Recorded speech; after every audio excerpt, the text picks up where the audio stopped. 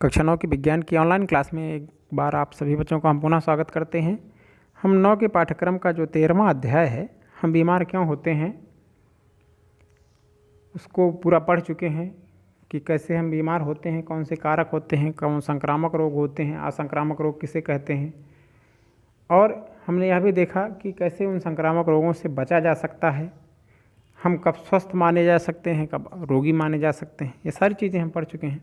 आज हम इस पूरे पढ़े हुए अध्याय का रिवीजन करेंगे। क्या क्या हमने पढ़ा इसमें हम यह देखेंगे। पहली चीज़ हमने यह सीखा कि जो स्वस्थ व्यक्ति होता है उसकी शारीरिक, मानसिक और सामाजिक जीवन की एक समग्र समन्वित अवस्था होती है। मतलब हम किसी भी व्यक्ति को स्वस्थ तभी मान सकते हैं जब वो अपने सभी सामाजिक, शारीरिक और जो दायित्व हैं उसके उन्हें भली भांति अपनी पूरी क्षमता के साथ कर पा रहा है, तो हम उस अवस्था को कहेंगे कि वह व्यक्ति स्वस्थ है। दूसरी चीज़, किसी का स्वास्थ्य उसके भौतिक पर्यावरण और आर्थिक अवस्था पर निर्भर करता है।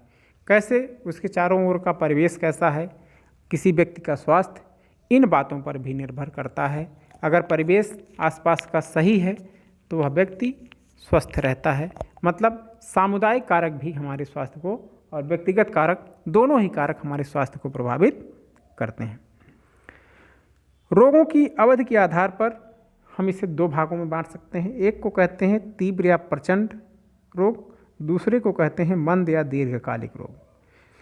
तीव्र रोग कम समय के लिए होते हैं, कम नुकसानदेह होते हैं, अधिक तीव्र होते हैं। लेकिन जो दीर्घकालिक रोग होते हैं वह हमारे पूरे जो बायोलॉजिकल फिजियोलॉजिकल सिस्टम है, हमारा जो हमारी फिजियोलॉजी है, हमारे शरीर की जो तंत्र हैं, उनको काफ़ी समय तक प्रभावित करते रहते हैं और बहुत ज़्यादा नुकसान हमारे शरीर को दीर्घकालिक रोग पहुंचाते हैं और लंबे समय तक बने रहते हैं हमारे शरीर में। रोग के जो कारक होते हैं वह दो तरह के हो सकते हैं। एक होते हैं संक्रामक, दूसरे होते हैं असंक्रामक। संक्रामक कारक उन्हें कहा जाता है जो कि एक व्यक्ति से दूसरे व्यक्ति को फैलते हैं किसी भी माध्यम से, और असंक्रामक कारक उन्हें कहते हैं जिन कारकों के कारण जो है वह एक व्यक्ति से दूसरे व्यक्ति में नहीं फैलते हैं।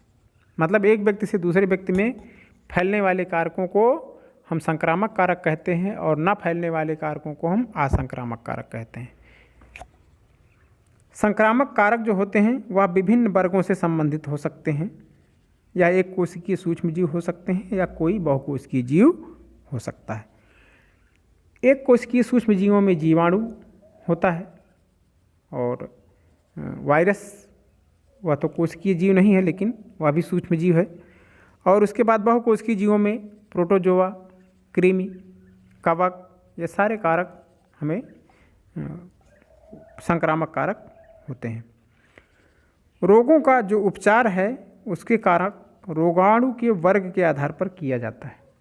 मतलब किसी भी रोग का उपचार हम इस आधार पर करते हैं कि वह रोगाणु किस वर्ग से संबंधित है। उसी आधार पर हम यह पता करते हैं कि उसमें कौन सी जैव रासायनिक प्रक्रिया पाई जाती है, उसी आधार पर हम रसायनों का उपयोग करते हैं और उसका उपचार करते हैं। तो रोगों का उपचार रोगाणुओं के वर्ग के आधार पर किया जाता है। संक्रामक कारक जो हैं वह वायु, जल, शारीरिक संपर्क या किसी रोगवाहक जीव द्वारा एक व्यक्ति से दूसरे व्यक्ति में फैलते हैं। रोग का जो निवारण है वह उपचार की अपेक्षा ज़्यादा बेहतर होता है। मतलब व्यक्ति जब रोग से ग्रस्त हो जाता है तो उसका पूरा तंत्र प्रभावित हो जाता है, काफ़ी समय तक वह पुनः अपनी पूर्वावस्था में कभी भी नहीं लौटता है। तो क्या किया जाए कि यह रोग हमको उत्पन्न ना हो हमारे शरीर में। इसके लिए इसका निवारण करना बेहतर उपाय है और निवारण का तरीका है टीकाकरण, विशिष्ट प्रतिरक्षा शरीर में उत्पन्न करना। टीकाकरण की जो खोज की थी वह एडवर्ड जेनर ने की थी और उन्होंने चिकन पॉक्स या जो चेचक होता है उसके टीके की खोज की थी और टीकाकरण का आविष्कार किया था।